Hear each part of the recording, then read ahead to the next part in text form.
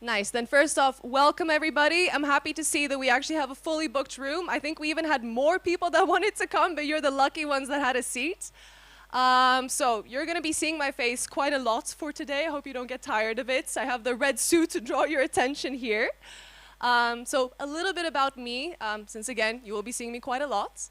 My name is Emily. Officially, I go by Emilia. So if you can't find me on LinkedIn as Emily, that's the reason why. But a little bit about the background. So I'm actually half Latvian and half Dutch. I flew here from Spain. I'm part of Plug and Play's team, and I actually work in innovation as well, as you know Plug and Play does. But my specialty is really working with corporates and ensuring that their innovation goals also get succeeded, ensuring that we match them with the right startups to achieve their goals, and ensure that we actually develop technologies that can fix the world's problems depending on what it is that you're targeting. Had a little bit of a crazy story in my life. Even though I'm half Latvian and half Dutch, I've grown up in 6 different countries. And half of that has actually been in West Africa. And one of the things that I have learned is that no matter where you are from, each place has something to offer and some kind of beautiful ideas to offer depending on the problems in the region or in the sector and different ways of being able to tackle that. I myself have also co-founded an AI startup. However, that one sadly failed. But yeah, I know, amazing start, right? Amazing start. But actually, the beautiful story about that is that was the reason that I actually got really interested into venture capital and innovation in general. Because the reason why that failed was because, sadly, we didn't have a great mix of co-founders. But that's one of the reasons why it can fail. And this got me interested into the fact of what ensures that a startup can succeed. And I think that's the beautiful thing that we were able to do here during this incubation program, and generally what Plug and Play can also offer, is ensuring that you as startups and even individuals that just have an idea that you think you want to pursue, that you have the right tools in place, the right training to ensure you're giving your startup the best chance possible to succeed. And I think that's also why we're all here today, right? We want to make sure that the ideas you have developed, the hard work that you have put in the past 4 months, is actually paying off to a bigger goal. So again, I know that some of us, especially startups, might be a little bit nervous here today. And I want to start off with just giving everybody a big round of applause for the fact that you're here, you did it, you've put in the work. Exactly. It takes guts, it takes persistence, and it's not always easy, as you might know as well. Sometimes your favorite idea might not be the one that ends up landing, and you have to change along the way. And that's one of the hardest things to do as a startup. And I know some of the startups here that have been here during the incubation program have had to do that. And in general, that's also, let's say, the goal of today, because I think this is pretty much enough about me. Again, you're going to see me enough. But let's get into the agenda as to what you can expect today. So as mentioned, over the past 4 months, we've been in an incubation phase of ideas and seeing how we can develop those into startups that have a chance to succeed, right? See you nodding. Good stuff. Now, with that, what we have done, unfortunately, sad for the startups, but they will be having 3 minutes to pitch their ideas. Now, this is a super short time frame. But what we're going to be doing is going through these 19 startups that have managed to partake in this program and actually develop either MVPs or concepts that they want to take forward. Now, the way that today is going to be split up is that at first we are going to be introducing, of course, the startups and allowing them to pitch. Then we're going to have a little bit of a break where we're going to have a panel discussion about, maybe some of you guys are already tired of the word, but I mean, the buzzing word of today is AI as well. So we will have a little panel discussion about that. We're going to continue then with the startups and continue hearing their pitches. And then I think at that point, 2 hours have already passed. Sitting down for that time, I think we're going to need a bit of a break. So after that, we are going to have a networking session where also you'll be able to connect with the startups, hear a little bit more about their ideas and details, because again, 3 minutes is not a lot of time. It's enough to give you an idea of what they're presenting, but if you want to hear more, if you want to connect, and if you want to see what potential opportunities can come out of this, that's going to be the time to do it. So, with that, I also want to actually switch to a different topic, which is that we would not be here today without the great help that we got from the Ministry of High-Tech Industry of the Republic of Armenia, who has given us the amazing opportunity to be able to contribute not only to Armenia, but also to the region, and give you guys that exposure that you very much deserve and are ready on the way to do. So, yes, actually, round of applause for that as well. I mean, it's impressive. 19 startups on an incubation phase. That's a lot. And again, since it's incubation, some of these startups are still in their early stages. But that does not mean that potential is not there. If anything, it means there's so much potential to still be explored.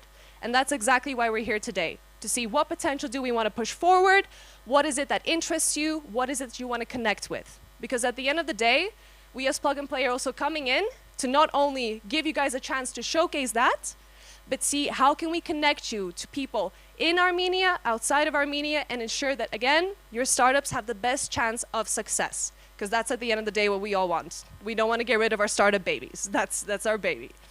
So with that, it is my pleasure to introduce on stage the Minister of the High-Tech Industry of Armenia, Mr.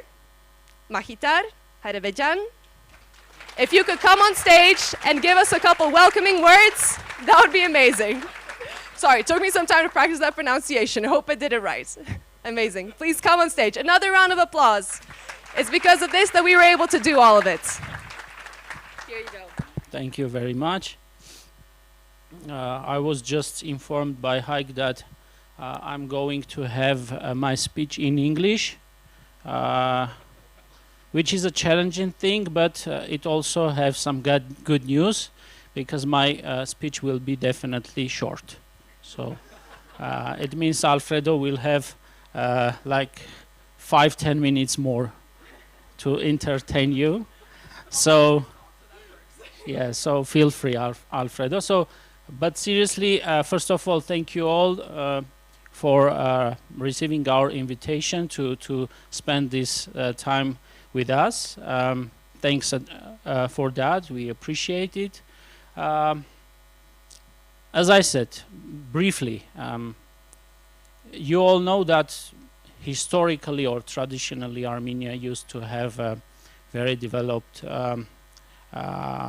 startup ecosystem, which as a basement was gave us a legitimate or justified right to keep on dreaming, to putting for ourselves more and more ambitious goals. And we did understand that for our vision, for implementing our dreams, we will need to bring an excellency to Armenia, an excellency which is about a new knowledge, a new experience, and of course a new culture. So this is how we see the presence of Plug and Play here in Armenia. It's first of all about a presence of excellency here in Armenia as one of the 5 biggest worldwide accelerators in the world. So and to be honest, we are enjoying this partnership with Plug and Play, and that was the main reason that we have made a strategic decision for ourselves to start long-term or mid-term, then afterwards definitely long-term collaboration with Plug and Play, because the first phase we succeeded. We were all quite satisfied with the first phase, and we are definitely very much optimistic about the future cooperation and results. So this is our dream. We are following our dream, and Alfredo and the team, I just want to use this opportunity to say huge thanks and words of appreciation once again for passing this path with us and sharing this mission with us. Thanks a lot. And dear startuppers, I was speaking about our vision. I just want to say that you are, as entrepreneurs, as innovators, are in the core of our vision, because without you, without new and without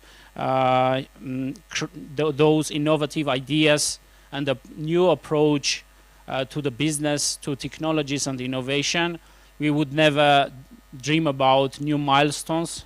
We would never let ourselves allow ourselves to have such an ambitious plans for the future and for the future of our country. So this is why it is so much important to give such platforms, to create such platforms, especially for you, because all our dreams are based on your innovative and brave solutions.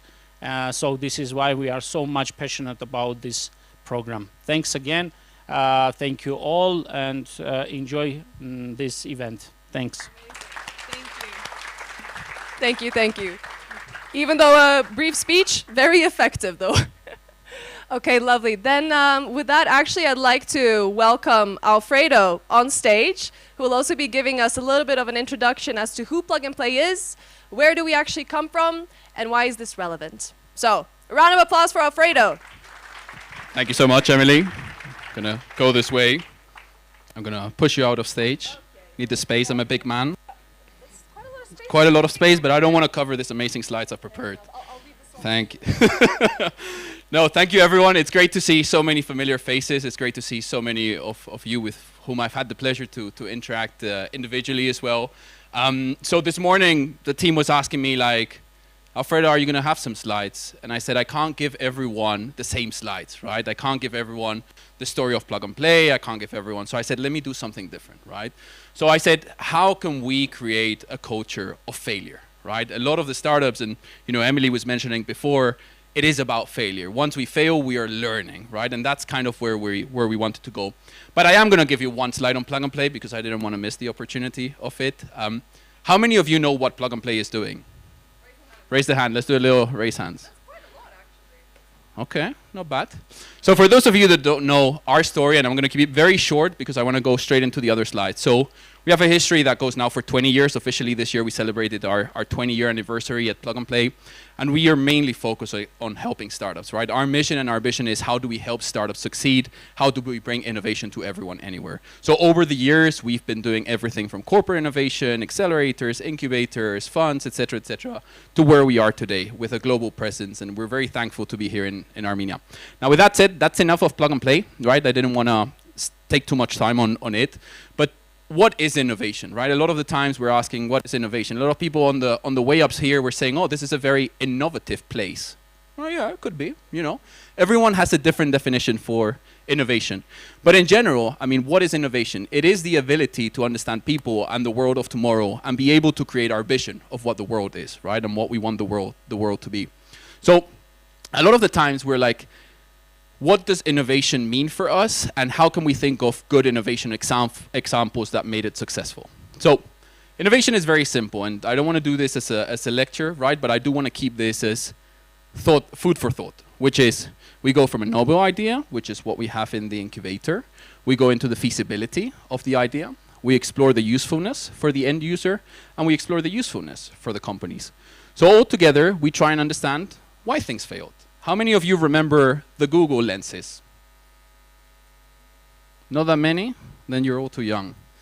So, how many of you remember the story of Tyrannos? She's in prison, in case you didn't know.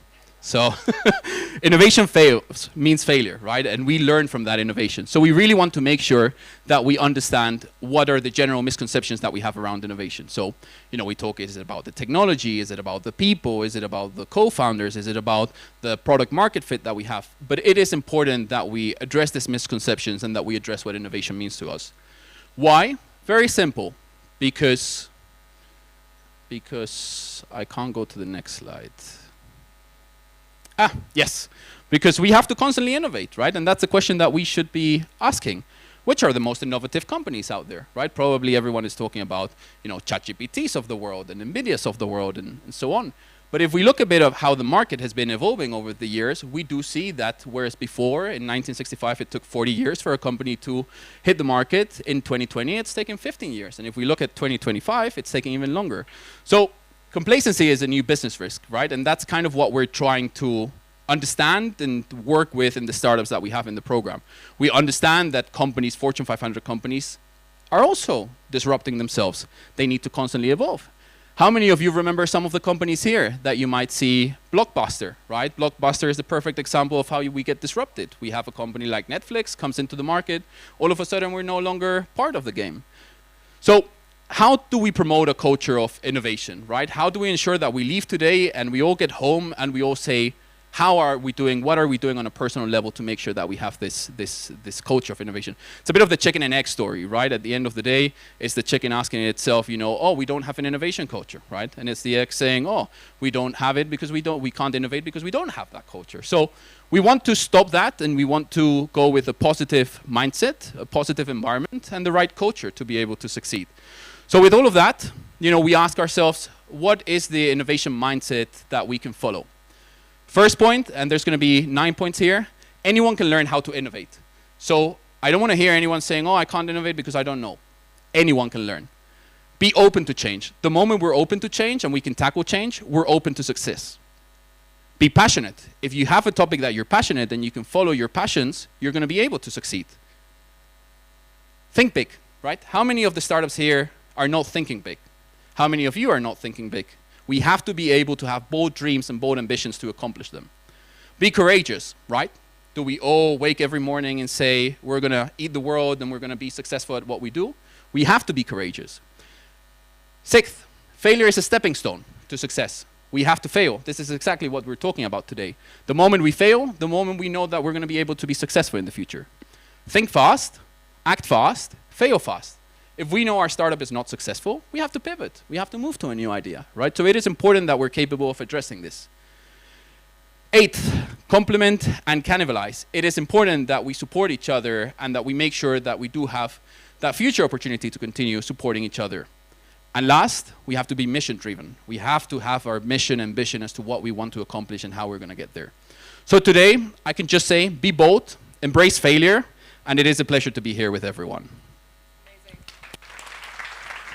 Thank you. Okay, I'm gonna reclaim this spot now. Amazing. Okay, so as I mentioned, we have 19 startups to go through. To make it a little bit easier, what we've done is we've split these startups into sectors. And what I mean by that is that each startup here has actually managed to solve a specific problem in a specific industry. Yes.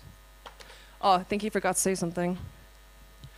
I would love to introduce our director for Armenia, Sona Grigoryan, who joined us, which was the next in the schedule, and I completely forgot about it. Welcome, Sona. Looks like someone is going to get fired soon. Troubles for you, Alfred. I don't know. Thank you very much. Creative as always, and thank you, Emily, too. I'm really happy to be here and thrilled to see so many faces, and this is when magic happens generally, when this many interesting people gather together. And many of you know that it has been even less than a month that I joined Plug and Play, although it does feel a bit longer. But honestly, I am amazed with the fast pace of this organization. The global ambition, the innovation spirit, it's all amazing. And there is a reason why it is recognized to be the world's number one innovation platform. And you know, it moves fast, it thinks global, it executes with discipline. And this is what we want in Armenia. I have worked before with numerous startups, corporates, and I've seen what helps the companies to transform. And this is exactly what we're going to do here in Plug and Play Armenia. I'm happy to be the bridge that will connect the global knowledge, network, opportunities right here directly to our local ecosystem. I'm happy to say that our team is complete in Armenia. I don't know where Gohar and Ani are, but show yourselves, please. Round of applause to Armenian faces of Plug and Play. We're going to be here, we're going to be present and fully committed to doing everything and squeezing every opportunity for Armenian founders. And so with that, also another announcement, the pre-acceleration program, our batch 3 is open. So if you have a bold idea or if you know someone who does, this is an invitation for you. Please come and join us. And we'll work together. It's going to take a discipline. It's not going to be a set of Zoom calls as you know it. It's really tough work with mentors who connect, who teach, who sit there with you one-on-one. I'm happy to be here and connect with you and reconnect. Let's have meaningful discussions on how to make this impact lasting for Armenia. Thank you, and let's enjoy the day. Amazing, thank you. Now I will actually continue from that point that I was at. So right, as I was saying, we have split the startups up into clusters. And the first cluster that we're going to be dealing with today is actually based on AI. Now, as we know, of course, AI is the new technology that actually a lot of these startups are already going to be using, but the specific ones that are part of this cluster have really focused on that. And with that note, the first startup that I would love to introduce to stage is Copa, giving them a round of applause as well. Their solution is focused on fixing geopolitical risks, and we would love to hear how exactly you guys are planning on doing that. Please welcome on stage. Pass this over to you. Thank you. Thank you very much, Emily. So our product is called COPA, which stands for Common Operational Picture Analytics.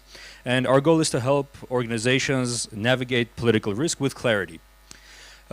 C-suite executives across different industries agree that political risk is becoming a top long-term priority. And a lot of their corporations are now investing in resources to better manage political risk. However, the current market offering does not meet the modern demand. We have an impossible triangle of consultancies that generate reports which provide a lot of context but that are not real-time. We also have data visualization dashboards that provide real-time data, but the data is not contextualized at all. Furthermore, we have scenario planning exercises that are extremely slow and not interactive enough to generate real-world decision-making ability. COPA has 3 core technologies that solve the impossible triangle. So first of all, we have the political risk metrics engine, which is also called PRIME.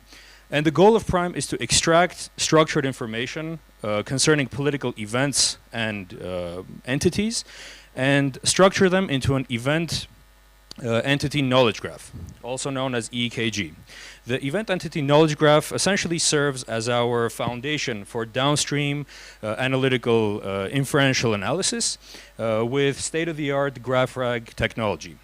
And ultimately, all of this technology is clustered into AutoDelphi, which provides long-term future scenarios using deep contextual history, and also provides scenario impact and also unit-level recommendations for the firms that use it. As a result of our technological kind of advantage, we are completely separated from the competitive landscape. So we have old school companies that provide context without real-time capacity. We have new companies that provide real-time data without enough context. We provide the best of both worlds, so deep context in real time. We can essentially stand in the union of 3 different industries, so risk analytics, threat intelligence, and also open source intelligence. And we're also very much encouraged by the rapid growth in the market capacity for political risk insurance markets. We believe that COPA has a broad marketplace capacity and interest, so from the financial industry ranging from banks and insurance companies to government agencies and international development organizations as well. And our short-term plan is to do design partnerships with established firms in risk advisory and risk management to further tailor our MVP to market needs. As co-founders, we have over 30 years of combined experience in natural language processing, AI, and data science as well. And we're extremely passionate about applying these skills to revolutionize the political risk management industry. Right now, we're bootstrapped until the end of 2026. And we want to get 3 to 5 design partnerships in the meantime. And starting from the beginning of 2027, we want to have a broader market rollout and also start a pre-seed fundraising round of approximately 500,000 USD. Thank you very much.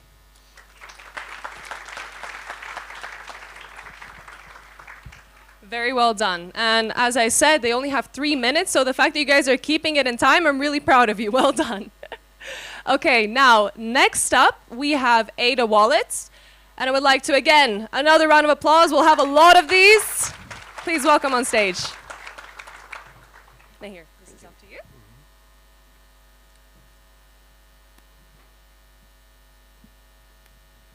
Hi everyone, my name is Arthur. I'm a founder of Ada Wallet. So let's imagine we're in Europe and we need to send $500 to Eastern Europe and Central Asia. So today you will lose $40 on commission.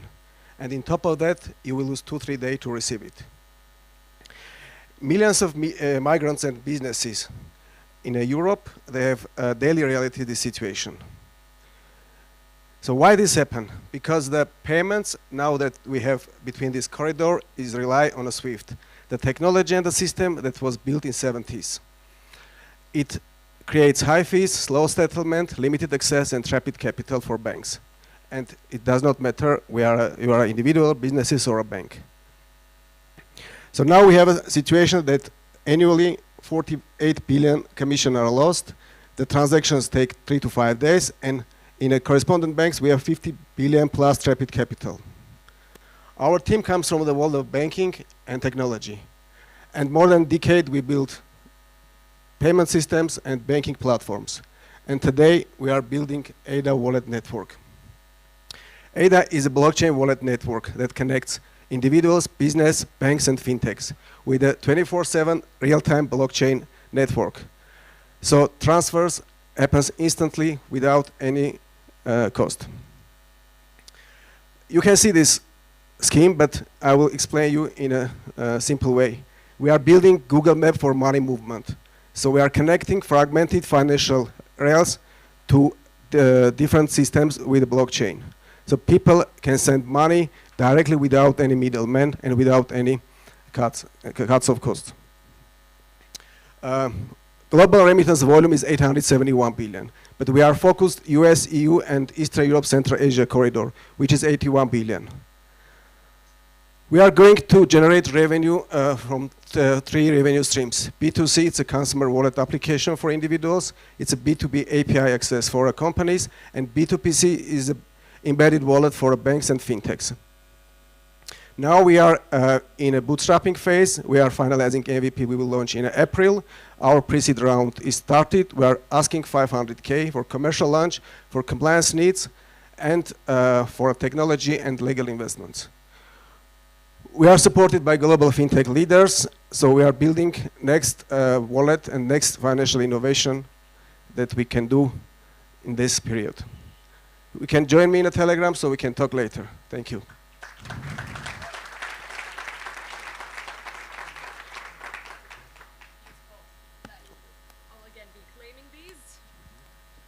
Amazing. So the last startup that's part of this AI-specific cluster is actually going to be a startup called Bar Control. Personally, a little bit of my favorite because this guy's promising the investors drinks after he presents his pitch. So we're holding you on to that. Yes, okay. So everybody, please welcome on stage Bar Control. Thank you.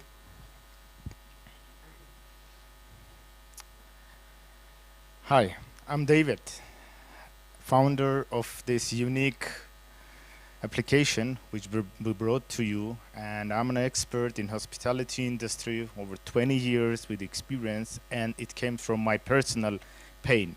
Meet Bar Control, measures bar inventory for you by saving time, cutting losses, and boosting your profit. Bars suffer today from traditional inventory methods, and they are losing about $5,000 of their money each month. Why? Because of measuring errors, time wasting, and missing of revenue. Why Bar Control wins? We save 70% of time. We increase margin profit by 10%. We decrease shrinkage by 80%. And we cut labor cost by 50%. Bar Control enhances existing POS system. We do not replace them. How it works? Download the app, connect to the smart scale, and scan the barcode. Let's see Bar Control in action.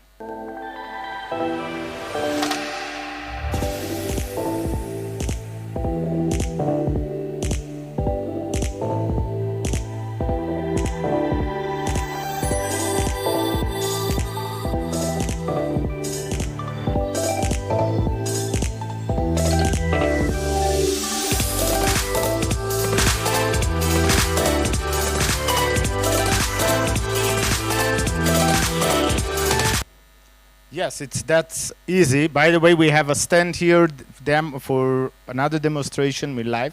Who wants after the pitch, we may do it. So our model is traditional SaaS with 3 types of packages.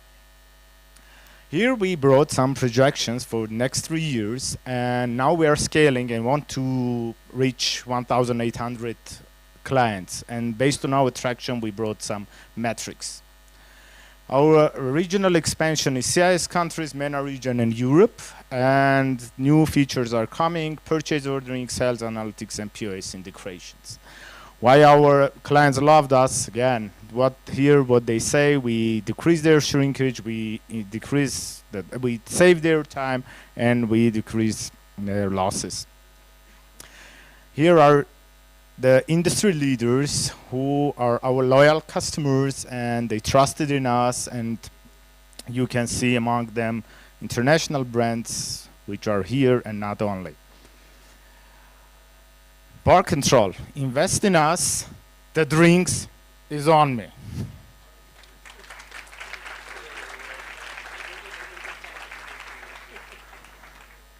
Thank you. Amazing, thank you. I think you actually might get a lot of interest just from that last statement that you said, yeah. Amazing. So now we're gonna again move to the second cluster, which is going to be focused on core tech and enterprise infrastructure. What does that really mean? It means that these startups are working towards difficult challenges that are in our digital age. Some of them are a little bit more complex than others, so I would really encourage to take the chance to really have those conversations with them during the networking sessions, because the ones that are coming up here are going to be quite heavy duty in terms of what their solution really is. And on that note, the first one that I would like to introduce is Cartas Analytica. If you could please come on stage, that would be amazing. Super. Here you go. It's hard to follow up after bar control. No alcohol here, unfortunately. Hi, everyone. My name is Babkent Gregorian. I'm the co-founder and CEO of Cartas Analytica. I want to start with a little bit of the origin story, and I know we're short on time, but I want to make this quick. Somehow, in the fall of 2020, I found myself in a bunker stranded under heavy artillery shelling during the 44-day war in Nagorno-Karabakh. And from that, we all saw over the coming weeks what happens when decision makers don't have full situational awareness of what's happening.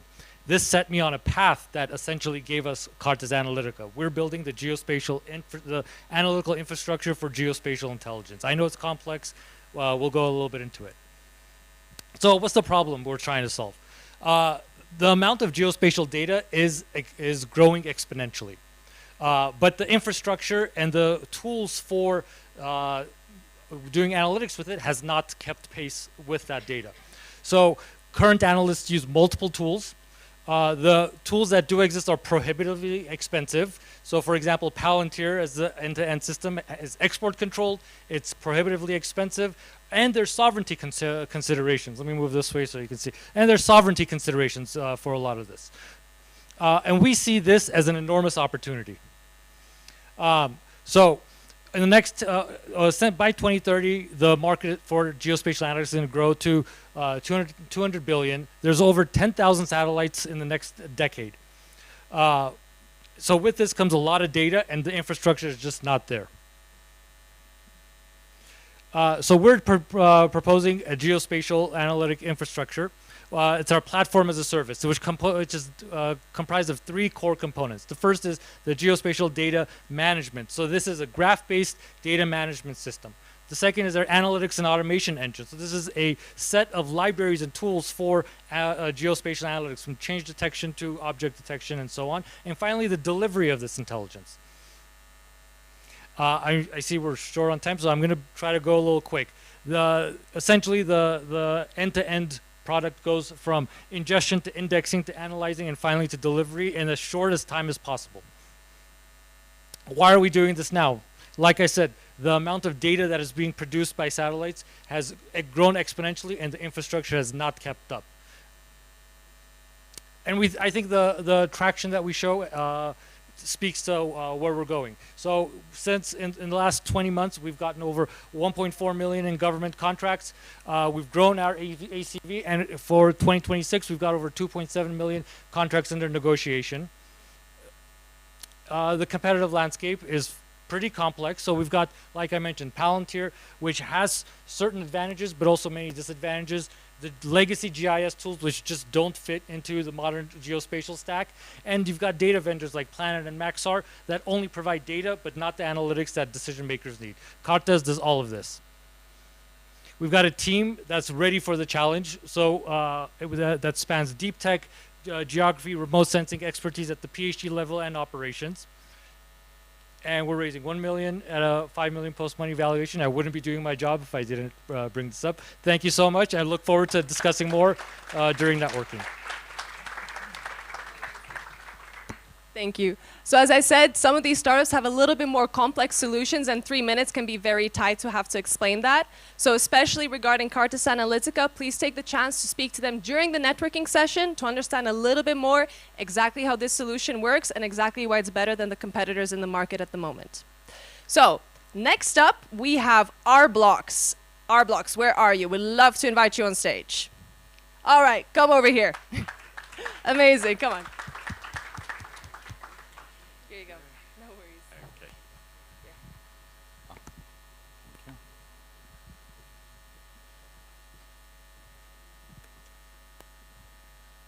Hello, my name is Anto. I'm the COO and co-founder at Arblocks, and today I want to show you why networks need to change and how Arblocks is redefining the foundation of connectivity.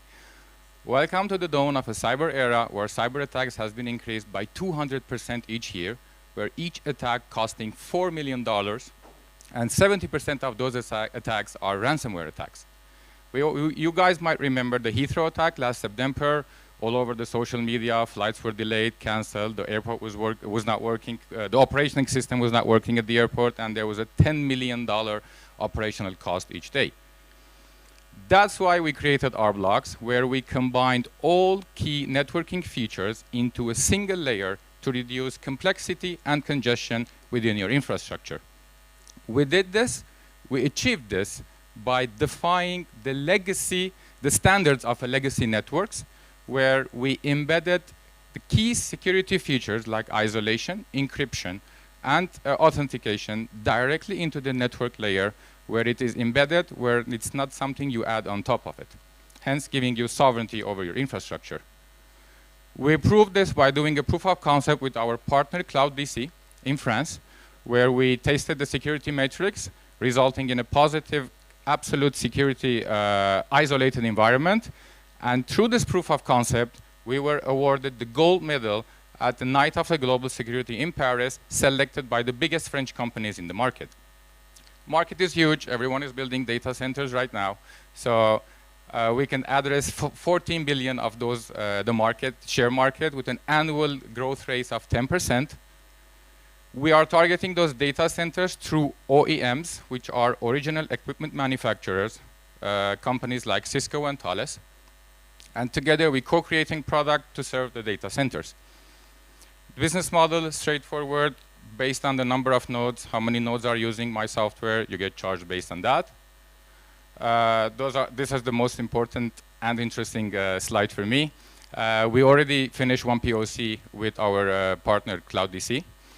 We signed a technical partnership deal with Thales. We are an official partner with Thales. We launched our product. We are closing the bridge round. We are planning to expand our operations to the US, and that's exactly why we need the 300,000 from the missing round of 1 million. We already raised 700,000. We need the 300 to go to the US. Can't be more proud of my team. One thing I can say, we've been together from 2019. We are also accompanied by a set of advisors with expertise in data center, infrastructure solutions, and cybersecurity. Here's our contacts. Please find us at those details. Thank you very much.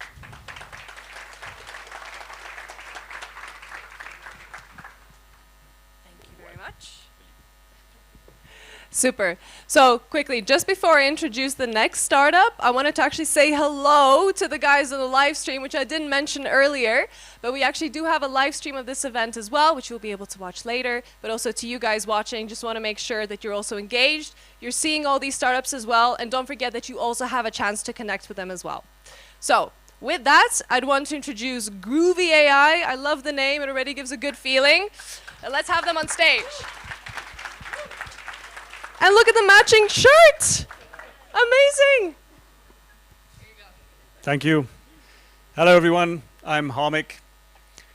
Now, before I travel anyway, I always buy an eSIM for when I arrive. And this time when I landed at the airport, it didn't work. I had no internet. So I ran back to the airport, got 15 minutes free Wi-Fi to contact customer support. By the time I told them I have no time, I realized I was stuck in an endless loop with a chatbot. At the end of this conversation is me just frantically typing, put me through to a person. And I closed the window and I bought a different SIM card. And I'm not the only one. In fact, 59% of customers surveyed by PwC say they would switch brands after bad support experiences. And if you're a growing company, losing just 20% of your customers every month to bad support means the end of your company. So then why does customer support in growing businesses still look like this? A complicated spaghetti of emails and WhatsApp that you let get so bad, it can only be fixed with expensive enterprise support software. Now, before you get there, we want to show you Groovy. It's customer support software that's simple, with easy AI for scale-ups that you can put on your app or website that for customers feels human. Now we do this by combining our hassle-free AI agents that are built on customer intelligence combined with our empathy layer that we built using 20 years of customer experience design knowledge to help small businesses stay out of that 20% danger zone and reduce churn by up to 50%.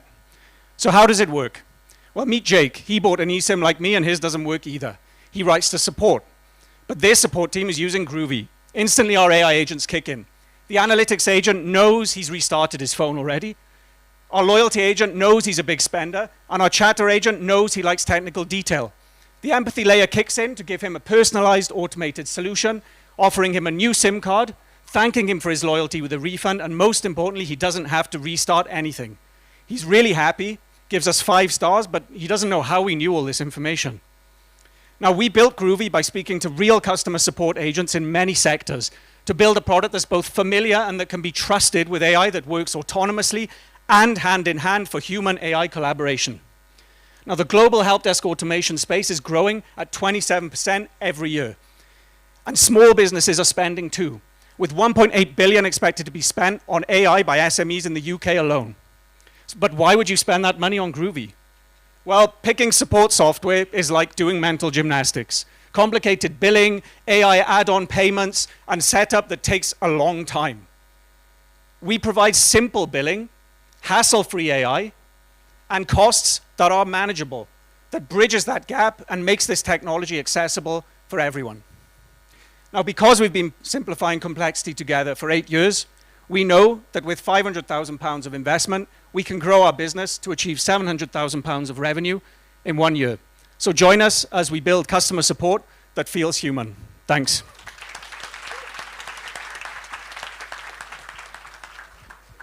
Very clear, very easy to understand. Personally love it. Right, then the last startup we have actually that's part of this cluster before we go into our panel break is Top Message. Can I have Top Message come to stage, please? Amazing, here you go. Hi, I'm Sipan from Top Message, a customer messaging platform for SMEs. Dental clinics lose 20,000 euros per dentist per year because of no-shows. SMEs lose time, revenue, and trust because approval requests, booking confirmations, and delivery updates are still too complex to run. That's why we bring it to SMEs. I was building it for enterprises for 6 years. Now we bring and enable it for SMEs. So customer messaging available for every SME. It's easy to start, intuitive to run, and local by default. So dentists can cut no-shows with automated reminders. It's fully agentic. You can run workflows with just a prompt. It's simple to use with UI as well. And if you need an integration, it's API ready. And it's local by default. Language, pricing, and compliance are applied automatically. Our customers validate what we are building. We've got more than 60 customers in 20+ countries, generating altogether 6,500 monthly recurring revenue. From a small nail salon in Spain, to a dental clinic in the United States, to leading airline in the Middle East. We serve different industries, especially beauty, e-commerce, hospitality, healthcare, and education. The market is big. SMEs spend 25 billion annually on customer messaging tools. Our go-to-market strategy is digital first and product led. We validate demand with paid search, then scale with SEO. Later we are going to add social and affiliates. We deliver end-to-end messaging without businesses needing specialist teams. We win on workflow power and self-serve simplicity. We are 4 co-founders, customer obsessed and engineering led, backed by 6 active investors and many contributors. And I can proudly say that we've got Plug and Play and its mentors as part of our team. Whenever there was a trust issue because of our location, they stepped in to rebuild credibility and re-engage potential customers. So far, we've done 3 pre-seed rounds with friends. We raised 460,000 euros to build, test, and grow. Now we are ready to scale. We are raising 1.5 million to grow and to get to 100K MRR. Beyond capital, we are looking for digital marketing expertise. Join us to shape the future of customer messaging.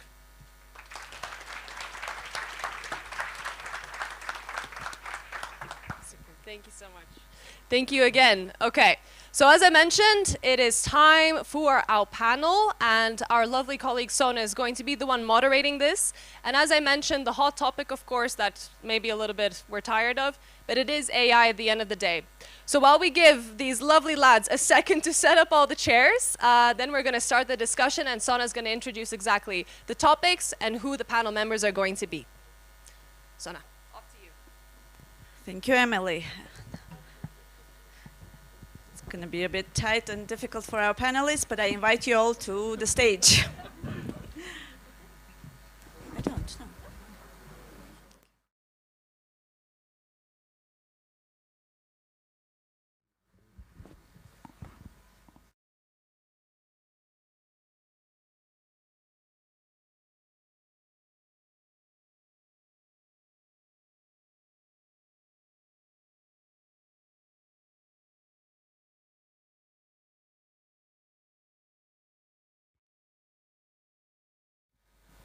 So good evening again, and giving some time for our startups to breathe. We will here today discuss the #1 hot topic, AI.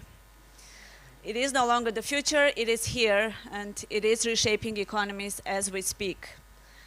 And we all have a feeling, I think, that Armenia is entering a defining moment regarding this. We have the strong talent, we have a vibrant ecosystem, we have the ministry with all the efforts, and all of us have heard the mega super project of 4 billion investments into the AI data center in Armenia. All of this can put us on the map, and I think the real question here is, can Armenia use this momentum to convert into a long-term global competitive advantage? Introducing our panelists today to discuss this topic, Mr. Ruben Simonian. Mr. Ruben Simonian, Deputy Minister of High-Tech Industry of Armenia. Round of applause, please. Mr. Lars Vestergaard. A bit more about our international experts, because you know all about our locals. So Lars is an international tech expert. He has had experience of working in tech giants like Apple, Oracle, Vodafone, and you name it. Now he is a startup advisor, also advising the startups in Plug and Play. This is Lars' 4th visit to Yerevan. Round of applause. Our next panelist is Colin Turner. Colin is an angel investor, corporate investor, venture investor that was for over 2 decades and in 20 countries. Very impressive, and this is Colin's 3rd visit to Yerevan. Now he is a scale-up investor advising our startups. Round of applause again, please. And last but not least, of course, Ashot Petrosyan, who is representing Central Bank of Armenia today, and we're going to ask some fintech questions to Ashot. Round of applause, please. Now let's begin, gentlemen. the first question, of course, Mr. Simonian, this is to you, and it is regarding what is the AI ambition of Armenia and the government as is, and what are the steps that are being taken today to make Armenia visible on the global map? AI garden. Garden of AI data centers. I This like is how it about our sounds. ambitions. This is about our ambitions, but ambition is one thing and action plan is another thing, and now we're moving forward here.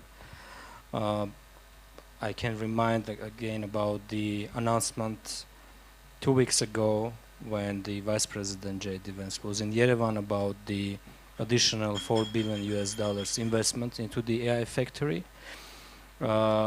We have another project, Elevate AI with 512 GPUs. So this $5 billion investment is about around 50,000 GPUs, B200 and B300. We have another initiatives, but the main thing is that it might be just an AI factory and that's it, like infrastructure, selling GPUs or utilizing those resources. If we will not manage to use that opportunity and to create the ecosystem and to force the ecosystem development by leveraging all those resources that we have, then we can say that we do nothing here. Yeah, we haven't used that opportunity.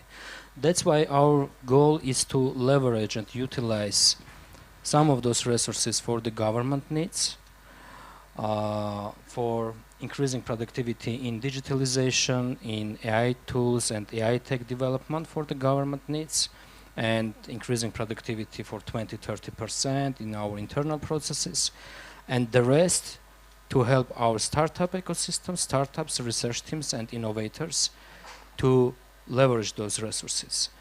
And here the important thing is the following, that now our startups or our innovators should understand that this is an opportunity for them, and then they have to understand startups. Yes, how to use this, which kind of ideas, problems that were like 1 year ago, 2 years ago, we were thinking that it's something unbelievable.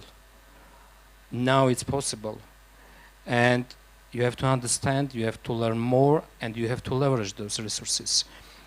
One of the main risks of this investment is that after 2-3 years, you have to update it. So you have to use it right now. If the ecosystem is not ready, that means that we are not able to use that opportunity.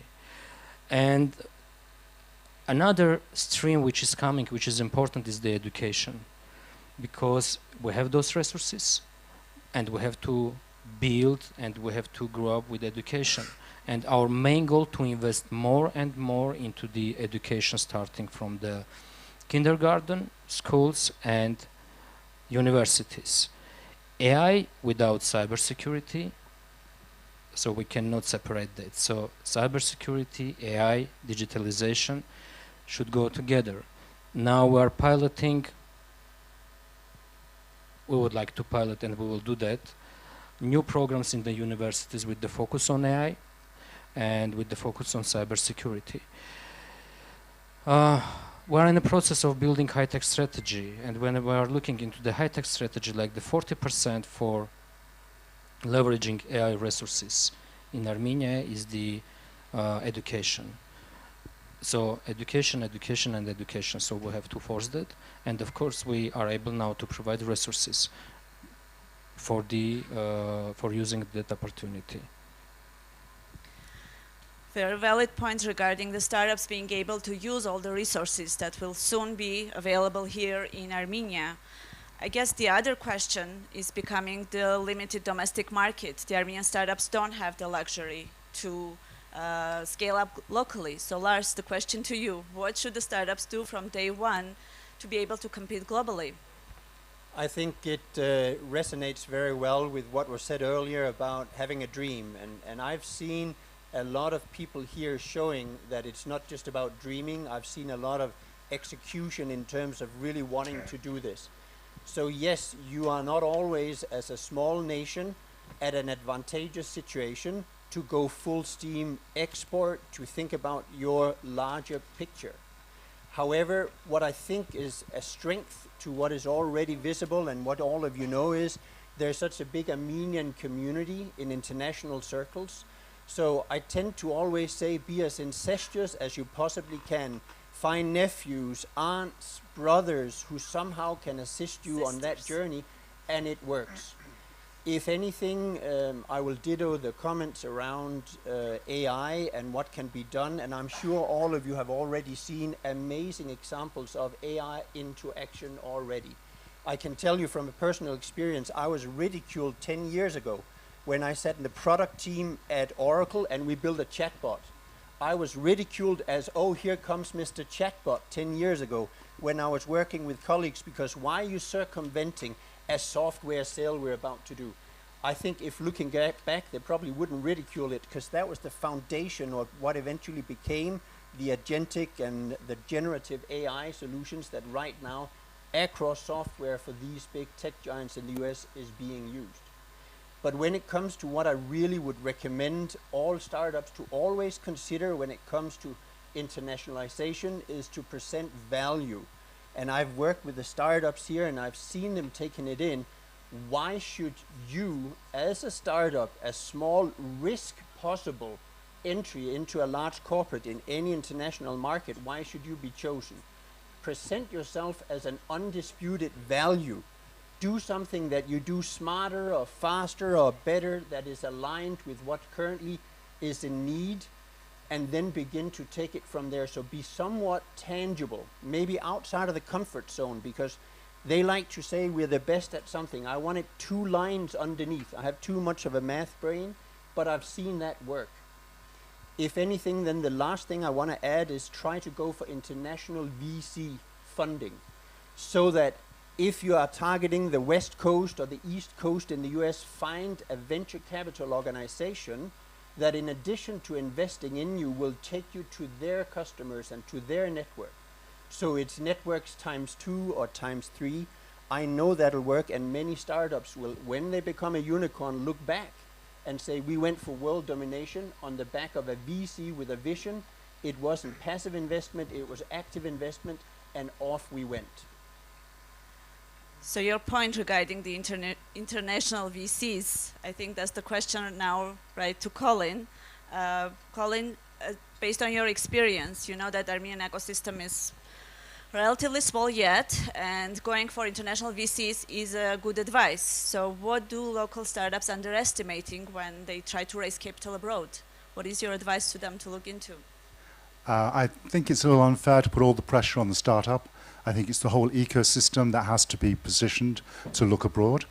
I saw this happen in the 90s in the UK. Yes, I am that old. And I saw it in Israel, turn of the century, and in Switzerland 15 years ago. It's the same challenges you're facing. Why do you get, and let's face it, the money is in America. You want the venture capitalists to be coming here from Silicon Valley or from Boston or Austin and investing their money in the local companies. And you face the issue, where are you? In Switzerland, the Americans always thought it was Sweden. Apparently Armenia is Albania, Austria, it's somewhere over there. And that is a challenge all of the countries face. And so there are ways to address that, but that can't be done by the CEO of a company. That has to be done by the ecosystem. In Switzerland, we go to the Mobile World Congress, we go to GTEx, we have a big stand, and we put lots of companies on there that are representative of the technologies in our country. And I know you've done some of that already, but we've done that for over a decade.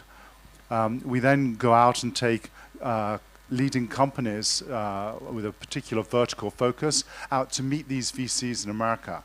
So we have a tour of Silicon Valley for the tech companies. We have a tour of Boston and go around and meet all the VCs. We're showcasing them. We make that effort.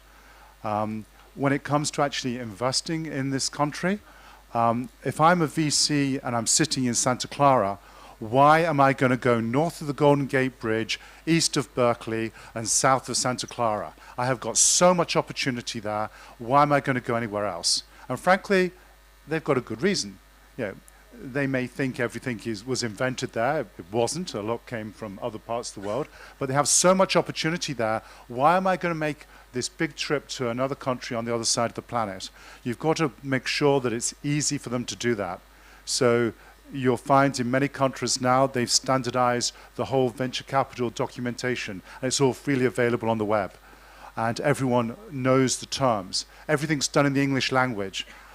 It's a little bit arrogant, it's a little bit colonial, but English is the operating language in Berlin, in Switzerland. Even in Paris, they speak English amongst the startups, and you go to Station F, it's English is their language. In Yerevan also, you see a lot of English happening. That's what has to be the case. And all the documentation has to be in English. It has to be easy.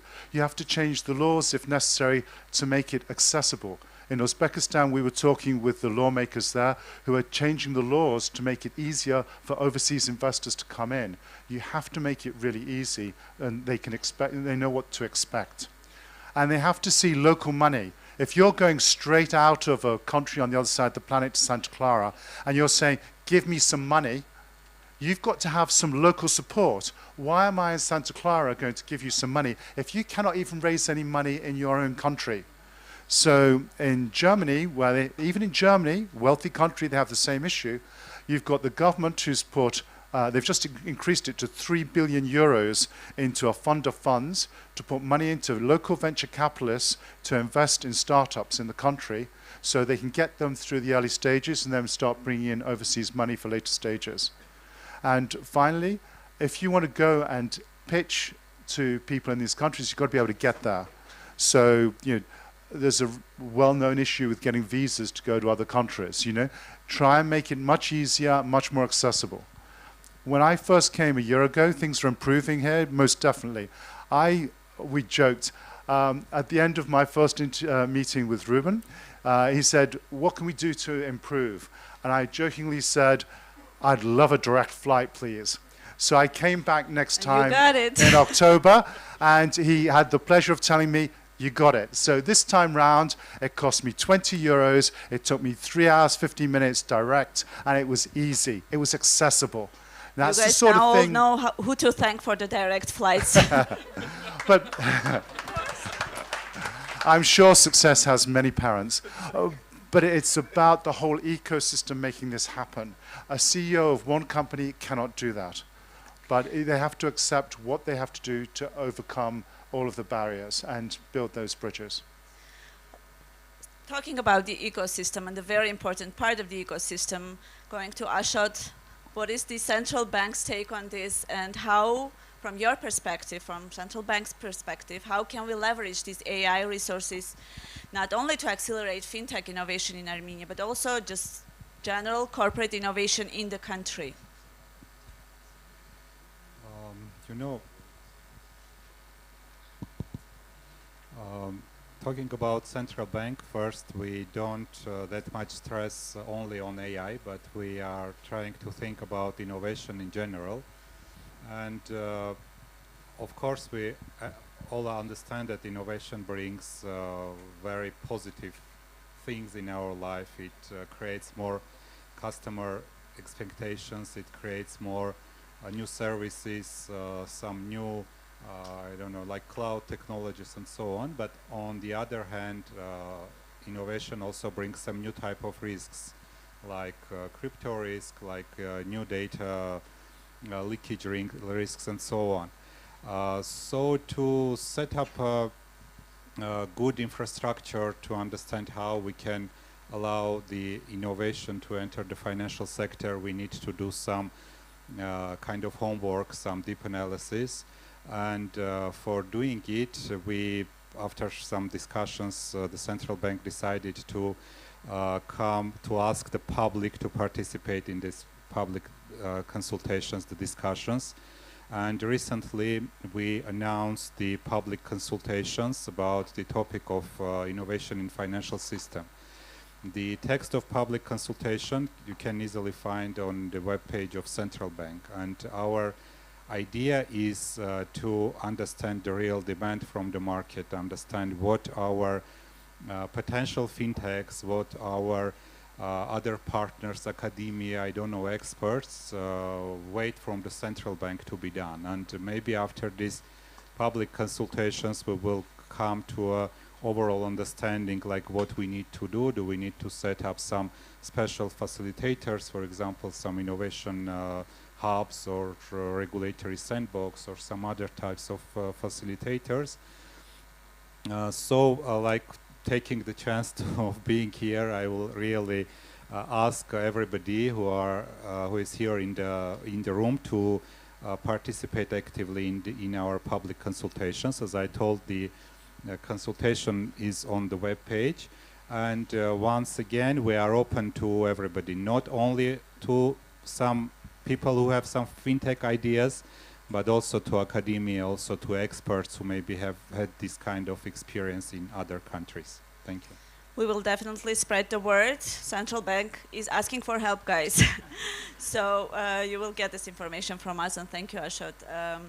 Closing with one final question to all of you, very short, very brief. If we want Armenia in next 5 years to be globally competitive, what is the #1 priority that must happen now? Starting with you, Mr. Sanders. Strategic focus on the areas where we have potential and worldwide demand. Strategic focus will bring to the scale, scale will bring to the leadership. That's it. Thank you. I will say be bold, be honest but bold. I always say confidence drips in, a drop into a bucket, but it leaves in one go if you don't have the confidence, if you fail to do what you have promised. So over-deliver and under-promise. You're riding a bicycle that you're building, that you're trying to sell. It's a balance, but strike it. I think you need consistent and systematic perseverance, leadership from the top. You need the leading players in the corporations, in the banks, in politics to be sending the same message again and again, and it takes 10, 15 years to be able to change things. We were lucky in Switzerland. We had one of the 7 leading senators, the people who run the country. He was passionate about innovation, and everywhere he went, he talked about it. And it became a little bit of a joke, but it was powerful, and everyone got the message. Yeah, just to add to whatever has already told, I guess the awareness, capacity, and the knowledge, the everyday activity and everyday work in these areas. Thank you very much, dear panelists. We know what to do. Let's do it. Thank you.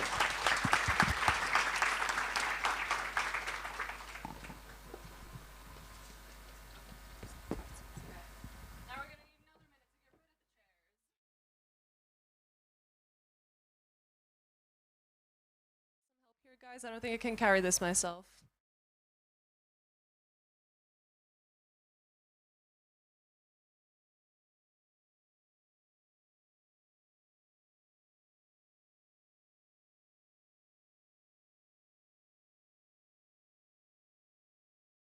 Hop on stage either. Wait. Okay, so actually I would like to give another round of applause to the panelists. I know it was a lot of information, but still needed. Super. Okay, so as mentioned, we're now going to continue with the startup pitches. So we've now had 2 clusters, #1 being AI, #2 being core tech and enterprise infrastructure. Now we're going to go a little bit more into the science direction. So the next cluster that I want to introduce is going to be based on biotech, health, and general human development. So the first startup that I would like to introduce here is called RC Med. Can I please have RC Med come on stage?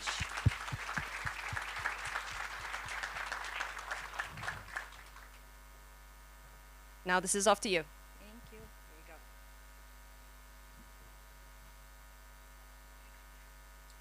go. Okay. Hello. Our story starts with my teammate.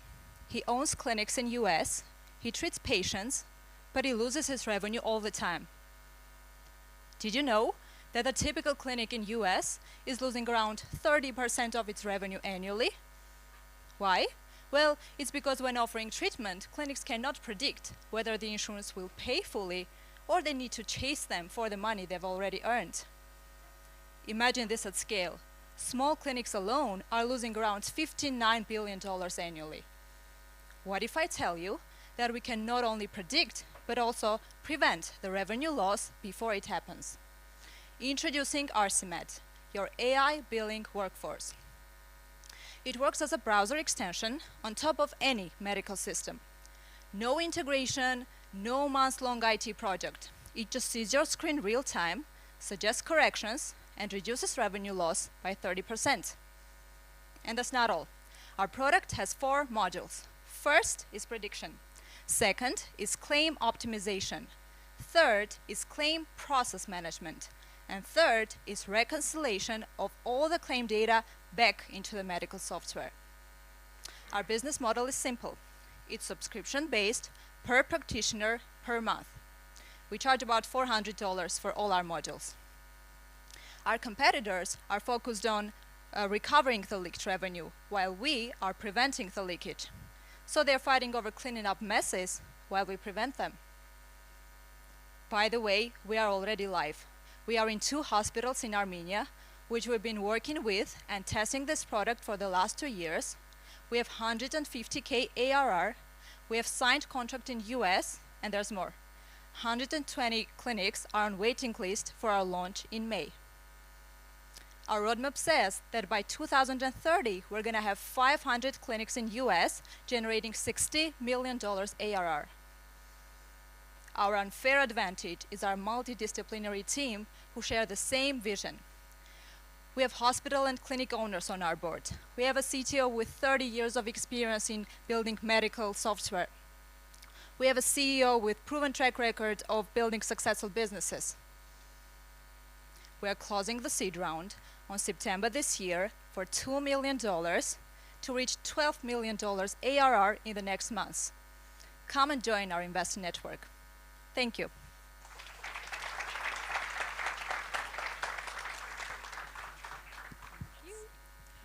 Very impressive. And actually, we're going to have a couple doctors present from these startups that are going to be pitching within this sector.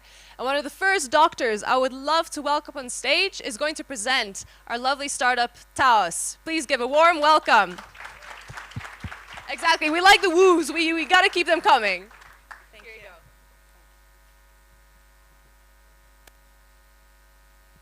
Hello, my name is Gera. I'm a founder of Taos Startup, and also I am a doctor. And I have been working 7-year experience with diabetes patients, and I really know of consequences of diabetes. The global cost of diabetes right now is over $1 trillion, and imagine, it's 600 million people with worldwide diabetes.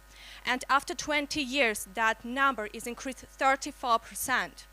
And what the problem? Late detection increased hospitalization, and as the result, have a lot of necessary spending money as the result. And we create the application who can plug any system and hard devices, for example, CGM and glucometer. And real time, we can understand what's happened with the patient. Yes, we are test our model, and 86% is accuracy our predictive model have. And after, I can say that 30% of participants have a high risk developing complications and more than $50,000 spending. Right now, go-to-market strategy, the first, it is B2C with patient through the subscription. And final model, it is the B2C model, B2B model through white label with insurance companies. Right now, we're created in Armenia, but our global market, it is 10 million people who have a diabetes. It is Central Asia market. And today, I want to say that through the plug and play, we can create MVP, one client, and we agreement with biggest association, endocrinology association in Armenia, who can give us 2,000 clients who use our application, and we can go to pre-seed round. yes, we have a competitors, but that competitors don't have a predictive model. It is simple diary for the diabetes people.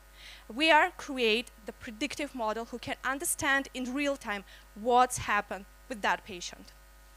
Yes, we have a 6th person with medical background, and we have a financial lead and development lead. And right now we raise 250K, reached by 50K in first quarter. It is me. Thank you. The Taos is a future.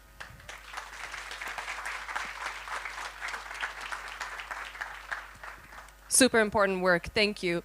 Actually, I want to give her another round of applause because did you know that she only learned how to speak English in the past 4 months? That's impressive. That is impressive. Crazy. I've been living in Spain for what, 6, 7 months, and the most I know is like hola, adios, and I need to do a lot better than that.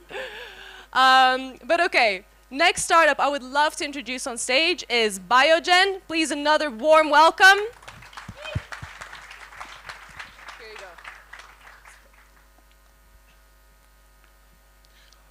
Did you know that 60% of European farmland is already degraded?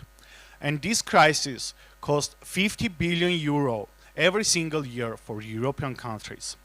This guy is Thomas Goebel, a German farmer. Because of degradation, his soil becomes so sandy that it simply cannot hold water anymore. And during dry period, he lost about 75% of his yields. Financial pressure becomes so hard, so he eventually had to sell part of his equipment and land. Hi, my name is Manuel Minatsakanian. I am founder of Biogen Nanotechnologies. And we have built first complete one-stop soil regeneration system that actually works. Within 5 years, we take farmland that completely destroyed and bring it to back near perfect condition through 4 simple steps. Precise soil analysis, bacterial cellulose that cuts chemical pesticides in agriculture by up to 60%, custom regenerative kits packed with bacteria, microorganisms, and fungi, and of course tailored plant recommendation that speed up recovery process. Unlike any other player on the market, we are the only solution.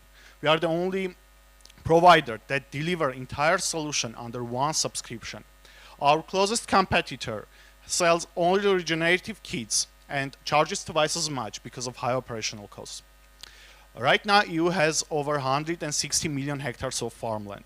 We are working with farm cooperatives and small farmer groups. At 550 euros for per hectare per year, the average cooperative pays 15,000 euros, while we are restoring their farmland from 60% destroyed to almost 10%. Right now, we are running our first pilot programs, securing our intellectual property, and preparing grant applications. Our next milestone is to regenerate 10,000 hectares of soil, which will generate 5.5 million revenue. To get there, we are raising 600,000 euros by the end of this year, and that will help us to scale across the EU. Our team brings together 2 medical doctors and 1 biochemist with more than 10 years of experience in running and scaling businesses. And if you are an expert, investor, or farmer who want to become the part of this solution, let's talk. Thank you very much.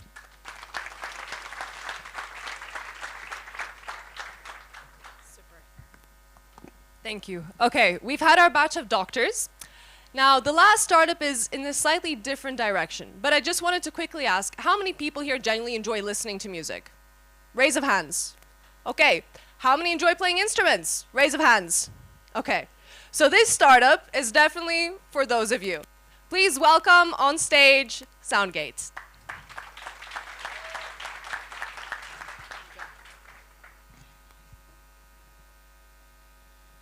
Thank you, Emily.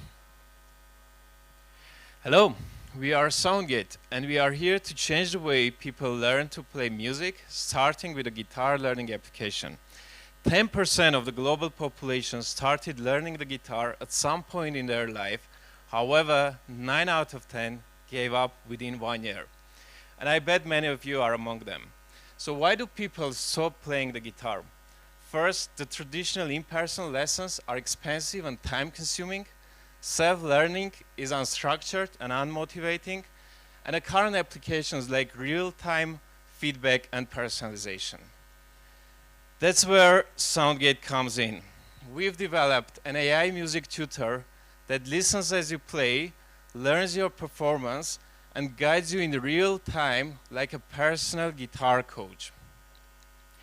The global guitar learning market is already a 12 billion opportunity, growing at an impressive 17% annual rate. In our initial phases, we are trying to capture 12 million of that market. But we are not just fighting for the current market, we are aiming to grow the market.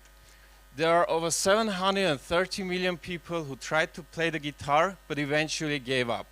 We are targeting these people and aiming to increase the retention rates. We will start with a simple business model. We will have annual and monthly subscription fees. What sets SoundGate apart from its competitors is the real-time guidance and personalization powered by AI. Up until now, we have over 500 people in our waitlist that came through the music visualization tool that we are currently running. And we ran one round of beta testing in the United States. That's where we will start our application, and more countries are coming next.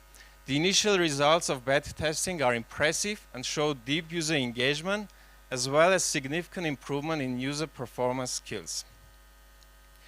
In the upcoming months, we will launch SoundGate application in the market. As we gain traction, we will start collaboration with music institutions and music stores, and we already have commitments from them. Later, we will expand the platform to more instruments. We have the right team to build and scale SoundGate in the market. Our team brings combined expertise in product design, in artificial intelligence and machine learning, software engineering, as well as go-to-market execution. Connect with us, join us here if you are interested to invest, if you would like to partner with us, or if you would like to play the guitar. Thank you.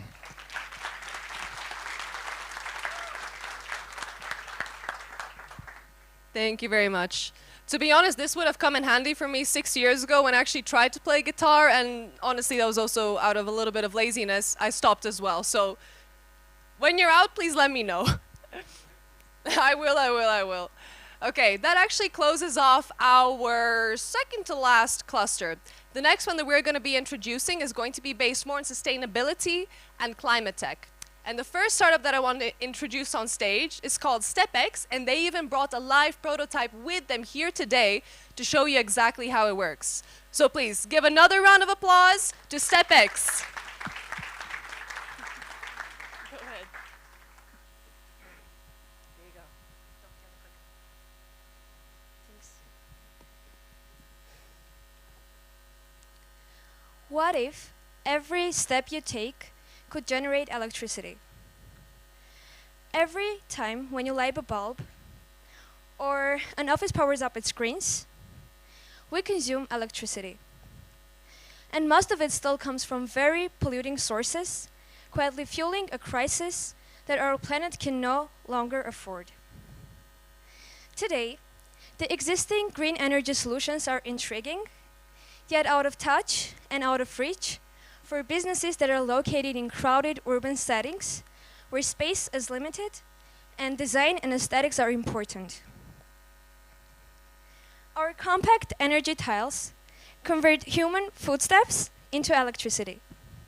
Yes, you heard it right. We're talking about a true, tangible power that is able to light holes, fuel dreams, and spark change. By capturing the kinetic energy from footsteps as well as sunlight, it converts them into electricity. You're a busy supermarket owner, and by installing the StepX tiles at the entrance of your shop, you will be able to light your space, to reduce your monthly electricity bills by approximately 30%, and to lower the CO2 emissions by 5 kilograms. And now you have the visible element to attract more customers, and you're a part of a greener future, reaching ESG goals. Our product is also very smart, providing you with the real-time data so you can track and analyze your impact in numbers. We operate with a B2B model, and our product comes with 3 types of services, which are installation, customization and branding, and rentals. Our primary customer segments are educational institutions, cafes, and supermarkets. By doing dual harvesting, we have succeeded to be more efficient than our competitors, and by in-house manufacturing, we're also able to offer lower prices in the market. We have succeeded in building a fully functional MVP that is able to charge your phone, for example, and you can try it later. Our total addressable market is $30 billion, but this includes only the primary segments. And by strategic partnerships, we're also planning to expand into numerous new segments, such as shopping malls, construction, and architectural firms. Very soon, we will be conducting our first pilot installation with the largest campus in Armenia, the United World Colleges in Dilijan. We have a fantastic team behind it, and we come from very different backgrounds, but we truly complement each other. So we're not just installing tiles, we're installing a new mindset, one where sustainability is visible and profit fuels impact one step at a time. Scan to see how steps turn into power. Thank you.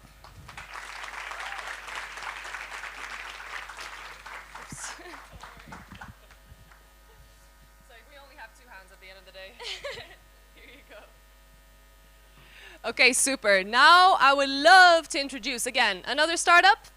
Actually, I had a quick question as well here. Do we have any farmers in the audience, or anybody that knows any farmers? You? Yeah? Okay, that's at least one person. That's something.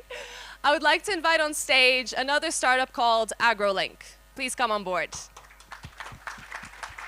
A little bit more passion in that applause, please. Thank you. Here you go. Thank you, Emily, for the warm introduction. And hello, everyone.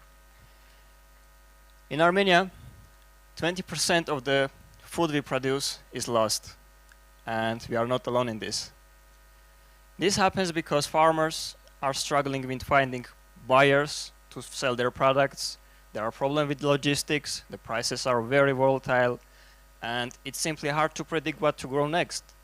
Yet at the same time, businesses are facing problems in finding consistent supply, and prices are sometimes even higher than import. But now we can solve it. At AgroLink, we are creating a solution, single go-to-place platform for farmers to be able to sell their products using the platform and focus on growing, and for businesses to easily buy directly from farmers, from 20 or 30 farmers, just by a couple of clicks, thanks to our smart system. And for the government, in order to get lifetime information, transparent information for the better regulation.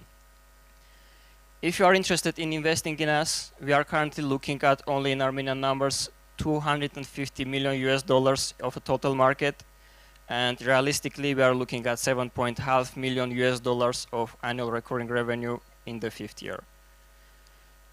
Our current competition is with traditional middlemen and other ways of being connected.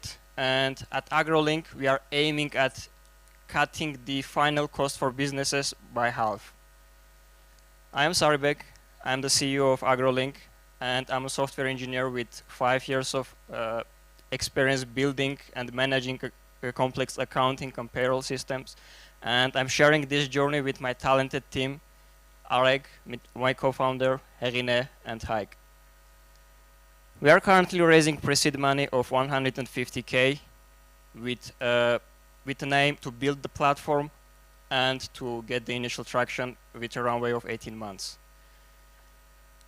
If you are a farmer, if you own a business, or if you are regulating, join us in building the final piece of this puzzle. Thank you. Thank you.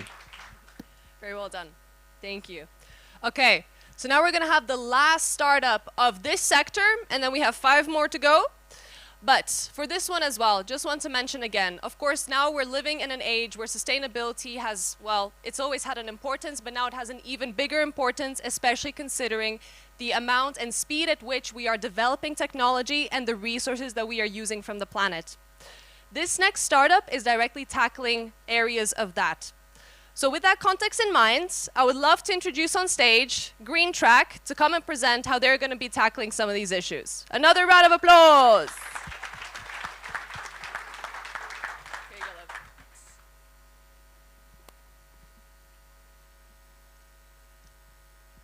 So, in 2024, I raised $10,000 to build greenhouses. I hit roadblocks every step of the way. Due diligence with families, multiple site visits, creating transparent investor reports. I understand how difficult it is to access green finance, and this is not just a problem in Armenia. In the last 3 years, only 3% of SMEs have accessed green finance, and that leaves $800 billion in unused funds. 70% of SMEs state that data or time and costs are their main barriers. For banks, one bank will spend up to $500,000 just collecting all the necessary data to offer a green loan. 85% of banks state that data and regulation are their main barriers.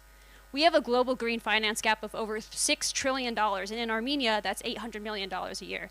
Banks are sitting at the center of this opportunity, yet lack the tools to really capitalize on the opportunity. That's what Green Track is here to do. I'm Ari, I'm the CEO and co-founder of Green Track. We automate green lending for banks and for borrowers. We help banks offer green loans, and we help borrowers access those loans. Our desktop application automates all aspects of sustainability on the bank side. This includes greenhouse gas tracking, reporting, and decarbonization. And it also includes the mandatory regulation now from the central bank. I'd love to talk to him after this as well. Now, our mobile application automates everything on the borrower side. This includes data collection, due diligence, and connecting borrowers directly to a bank's green products. Our all-in-one solution helps a bank reduce costs, reduce risks, and reduce time to lending. And for a borrower, it connects them directly to this green product. Our business model is based on a subscription model, but we also have a transaction fee. So for every loan that we help a bank close, we'll take a percentage. The market size is expected to expand to over $3 trillion in the next few years. We expect to be able to take over 180 million of that in these geographies. So there is no one competitor out there that is offering all of this in one solution. So sustainability reporting, green lending, and we also have a niche within climate smart agriculture. We are piloting our platform right now with banks in Armenia and in Uzbekistan to really help them increase the share of agriculture in their green loan portfolios. So as you can see, we are piloting this with a huge number of banks in Armenia and in Uzbekistan. And as I mentioned, with one bank in Uzbekistan, we are specifically helping them increase the share of climate smart agriculture from 6% up to 9%. So this niche is there. We are asking for $350,000 in investment to really help us scale our product and scale to different geographies. We have a great team behind us, as you can hear. I'm a diasporan from the US. I'm a climate change expert. Our COO, Vyacheslav, is from Turkmenistan, also a diasporan, and he's a finance manager, and our CTO has 6 years of software experience. So our international experience is really going to help us expand to these different geographies. So let's simplify green lending and help close the global green finance gap. Thank you.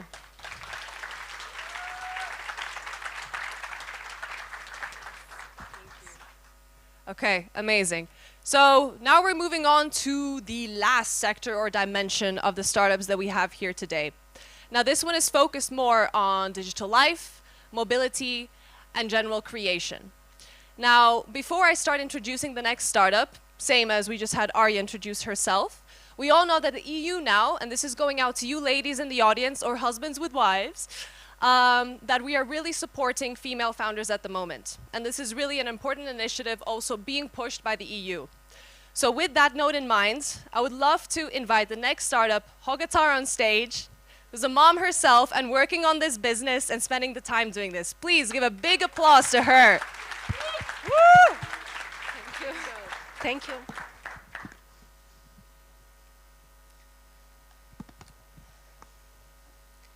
Hello everyone, I'm Gohar from Hogatar. I'm a working mother and transporting my kids to and back from school and to other extracurricular activities is a real problem, especially in the middle of working day. And this challenge meets a lot of parents all over the world. Transporting kids in Armenia is a real problem because we don't have school bus system. Parents do it themselves with help of relatives and neighbors, sometimes using unsafe taxi services, and some private schools have unsafe transportation. So our solution for this problem is a SaaS platform for providing safer and optimized child transportation. We are connecting reliable drivers, attendees, parents, and schools in one platform.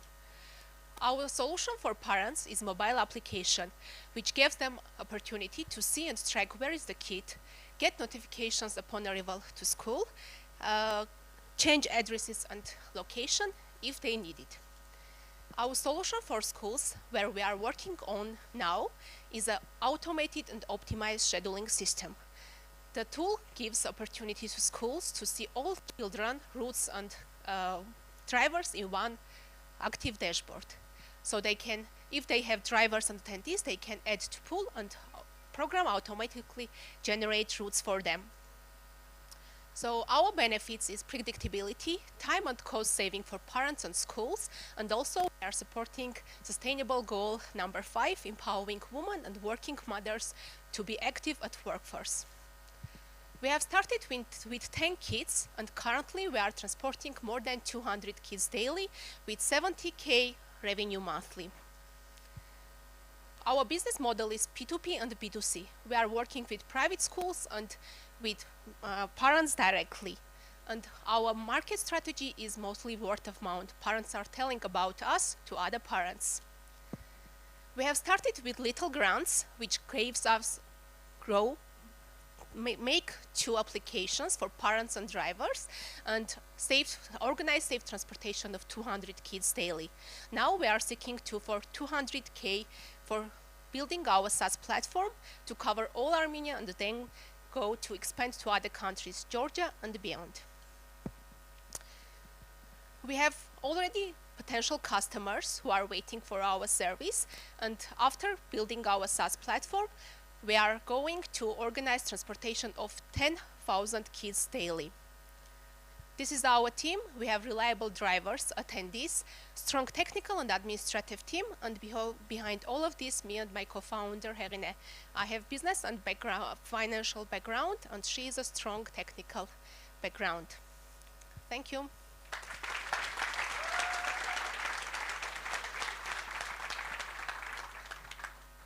I'm sorry, guys. Can we please give her another round? Because seeing this growth has been amazing. It's been amazing. Like, I can't imagine how difficult it must be to have to go on stage and pitch in a language that is not your own and practice enough to the point that you can present without having to look at your slides. You have no idea how much effort and practice that has been taking as well. So really, really well done to you guys. Really, really, really impressive. Super proud of you. Okay. So on that note, again, we're going to be introducing another startup. And with this one, we'd like to check, do we have any gamers here? I myself? No? No? Any people that like watching anime? Okay, a couple more hands there. Just a few. Maybe after this you might change your mind. So with this, I would love to invite Lit Archive on stage. So if you would please come on board, and everybody another applause. Thank you so much. Okay, attention please. I have a question for all of you. So anyone in this room reading books? Books? Okay, nice. So you can't make money on books. There is such a rumor, but that is a big lie. Writers now can earn up to $10 million for one book. And here are some examples of this. So these are web novels, special books. They are very fast-paced action, and they are being adapted into anime, games, and they are published online. So web novel market is $34 billion. It's growing 60% every year, and even Tencent is investing in it. But what's the problem? So let me tell you my story.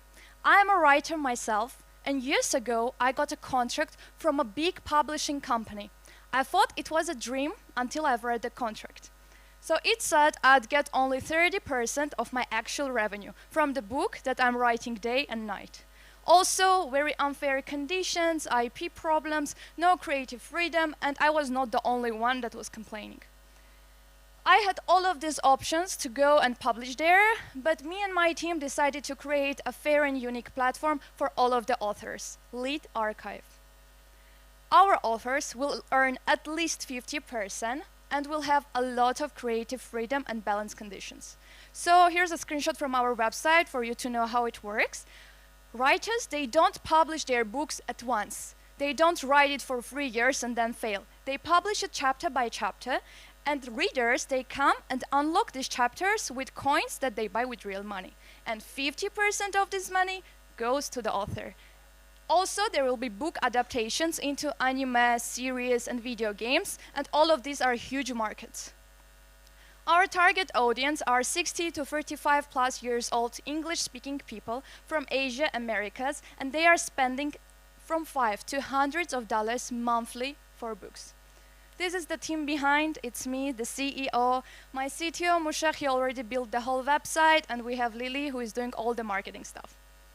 We have a lot of achievements. For example, we have a big marketing channel of around 200,000 followers on TikTok, having the same target audience as us. Also, we worked in entertainment industry a lot, and we had partnerships with such big labels like Warner Records. Our website is already live. You can read, you can write, you can monetize your art. And during these 4 months at Plug and Play, we already published 200 books. We have an exclusive agreement with a K-pop girl group to publish a book about them. And also, one of our web novels will be adapted into video game with the help of Indie Armenian game studio. So this was Lit Archive. If you are doing your work in creative sector, maybe filmmaking, video games, we'll be very happy to partner with you. Thanks so much.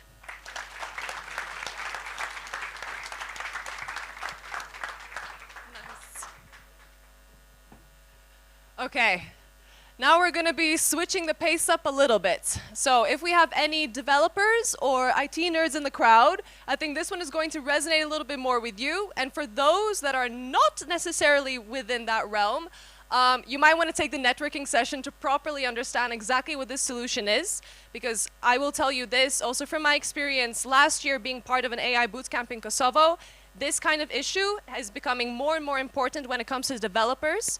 And I think it's very important that we give you the time of day as well to explain exactly what it is. So please welcome on stage, Test Ops. A little bit more, please. Thank you. Good evening, everyone. I am Onik from Test Ops. We help teams deliver product updates 20% faster. Problems blocking your team. Slow down over time, hard to find the root cause, no clear next step. Who is affected? Developers, they are frustrated. Companies, they are delaying releases, and higher cloud cost. Customers, they are waiting longer for bids. Our story: we were building and shipping software, and each release took longer. Then it realized us that this is big problem, and we started it from manual way. Then we fully automated it. Our solution: Test Ops helps teams to keep automated tests under control by capturing metrics, analyzing, and acting as direct solution. As a result, you will have better quality, faster builds, and lower cloud cost. Our MVP, on the left side, you can see our performance analysis dashboard, where is visible all the things with their priorities and measurements. And on the right, we can see direct solution with our platform.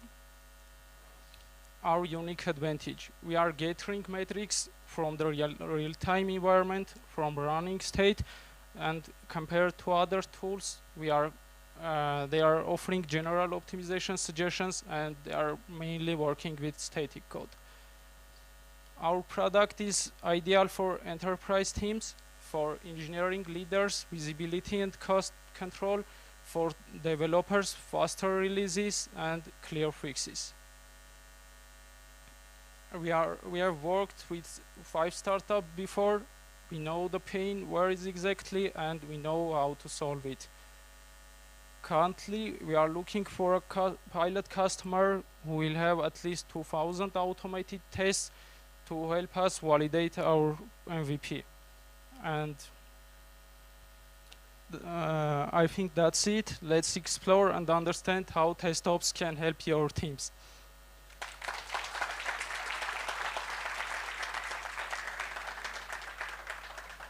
Thank you. Well done. Thank you. Okay. Now, the next startup I'm going to present has actually more of a unique story. So, as we remember, Alfredo at the beginning mentioned that the key to innovation is to fail, right? And you have to fail fast and be open to adapting. One of the hardest things, and this is what I said also earlier, one of the hardest things to do as a startup and as a founder is realize that when you're working on your idea that you had a set image of is not the one that the market is signaling for. And that you have to actually change what you've worked on and pivot to a different direction. It really truly is one of the hardest things that you can do. And a really true good founder is able to reflect on that and change when needed to really address and create a solution that genuinely brings value to the market and not just develop something because you've gotten so used to that idea and you're just like, okay, no, but this is my baby, I want to keep it. The fact that you're ready to let that go to develop something important is very difficult and extremely respectable. So with that note on mind, I want to invite TrainForge on stage. Thank you, Emily. You actually saved a ton of time for me instead of talking. Okay, so in just 8 years, companies globally are going to be spending on AI agents $250 billion. Hi everyone, my name is Alex. For the past couple of years, I've been working at NVIDIA as an AI researcher. When you work so close with AI, you get a very specific lens on not only where AI is today, but also where is it moving. In the future, every one of you is going to be a manager. You are not going to manage people, you are going to manage teams of AI agents. One person managing hundreds of agents is going to boost economy dramatically. We as a humanity need to solve 3 key puzzles to be able to achieve this. It's cost, intelligence, and security. Intelligence is actually where the big AI players are competing today. So last year I started TrainForge to solve the cost. We iterated for 3 months, we spoke to 20 enterprises, and we realized that there's much more higher need and urgency in the security. And when I say security in AI, it's not the classical hacker thing. It's actually preventing the mistakes that AI is going to make. Because how modern AI is trained today, it's trained to be correct on average. Imagine your company really depends on the AI. You don't want it to be correct on average. You want it to be correct every single time. So imagine a publicly traded bank's AI assistant that was asked to transfer money, $100 for one time, and it does the operation 1,000 times. Someone is getting kicked for that. So we actually have encountered this problem before. 20 years ago, when the software engineering was just forming, we weren't able to test software. That's where sandboxes came in. We restricted environment where software could be tested securely. So now we're building sandboxes for AI agents. Environments where companies that are building action-taking AI agents could test their agents before actually risking it to real customers. So 20 years ago, the companies that didn't adopt to testing software were shipping bugs. In 10 years, companies that are not going to adopt AI security are going to ship disasters. Let me say that again. If the future is one person managing hundreds of AI agents, those agents are going to need guidelines. So now we're pressure testing this for the couple of months with design partners. And if you are building AI agents that are taking actions, we need to speak about your security.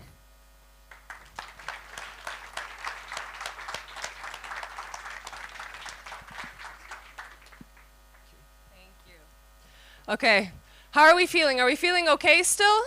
Yeah, yeah. So okay. So this is decent. Good news. Last startup to showcase. I know. A little bit sad, a little bit cool at the same time. Before I invite you on stage, just a quick question again. Has anybody here moved countries more than once? Okay, that's a good quarter of us. So again, with that note in mind, I myself, as I mentioned, I've moved across 6 different countries and continents. It's a pain every single time. Now with that, XPath, would you like to show us how it might become a little bit easier? Yeah? Okay, let's give another round. This is the last one. We can give our last bits of fashion here. Here you go.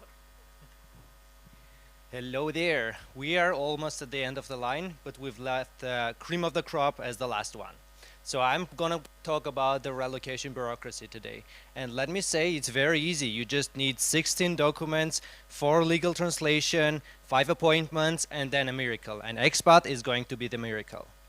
So anybody who moves around, thinks that relocation is just getting a job contract and then getting a visa and then you're there. Let me tell you, it's not. It's a spaghetti of different governmental agencies that require different things from you, and you're buried in under a bureaucracy. So this problem on scale is 4.3 million people suffering, and this is only the details for 2024 and Europe, and 38% of them name bureaucracy as the biggest problem that they have been facing. The market for this is huge. So 12.5 billion euros was made in 2024 by agencies and by services that are providing services for expats. So what's the competition for now? Who is solving this bureaucratic problem? It's either do it yourself, so you go and read blog posts, you go and read governmental websites, which sometimes are gibberish, with all due respect. And the other one is agencies, where you pay 4,000 to 12,000 euros to someone who solves that problem for you. Expat is getting the best of both of the solution. So what, well, this is new. So what we're offering is for the user to give their information to us, and our operational system would give back a checklist of the actions that you need to do in order to finalize your relocation. And what we're charging for this is initially the subscription model. So for the individuals, we're charging only 18 euros, which compared to the 4,000 to 12,000 euro is a lot. And we're thinking about stepping into the corporate by the end of the year. So in 2025, in the first half, we actually finished our MVP. So the product is already live, and we've tested it with more than 20 customers. And this year, in the first half of the year, we're going to test it with more individuals and get some paying customers. And the second half of the year is going to be expansion into the B2B. Afterwards, it's just going to be aggressive growth and reinvestment into scaling. Of course, I'm not alone in doing this. I have a great team of engineering and lawyers who are helping me build this tool. And I'm not raising money right now because, frankly, I can do stuff myself. What I'm looking for right now is potential partners who will distribute the tool through their network, or influencers who would also want to make money out of it. It's a good offer. I'm looking for VCs who would want to keep their eyes on us, because we're going to raise money in the future, and when we do, it's going to be potentially very beneficial for both of us. And we're looking for collaborators, specifically SMM specialists who will help us build this. So if you want to get your relocation assessed, you can just scan this.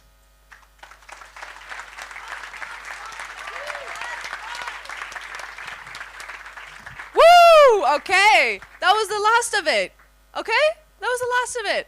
But actually, before we're going to give thanks and proceed to the next pieces of information, can we please give one round of applause to all the startups that are sitting there that have put in all this hard work these past 4 months. Guys, props to you. Props to you. Really, really, really, really, really, really.